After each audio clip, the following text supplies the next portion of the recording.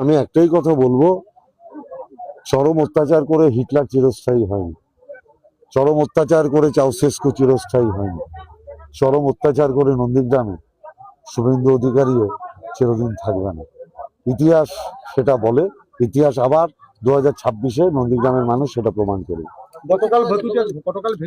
তো বললাম যে মানুষ যখন তার পায়ের তলা থেকে মাটি সরে যায় তখন তার একমাত্র পথ থাকে সন্ত্রাস।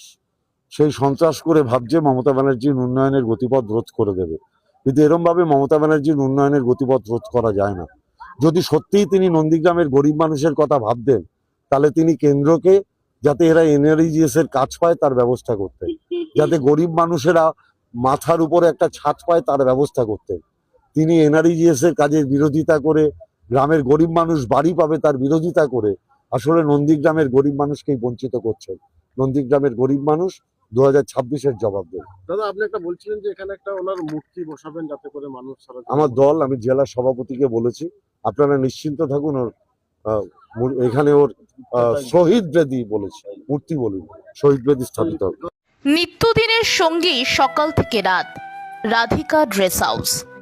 মানুষ পৃথিবীতে আসার ঠিক পরেই তার নিত্যদিনের সব থেকে প্রয়োজনীয় জিনিস কি জানেন? কি বলুন তো? যাকে ছাড়া আমাদের প্রকৃত পরিচয় তৈরি হয় না, যাকে ছাড়া আমাদের নিজস্ব আলাদা করে পরিচয় তৈরি হওয়া কখনোই সম্ভব নয়। রানাঘাটেই তৈরি হয়েছে আপনাদের একদম মনের মতো, ঠিক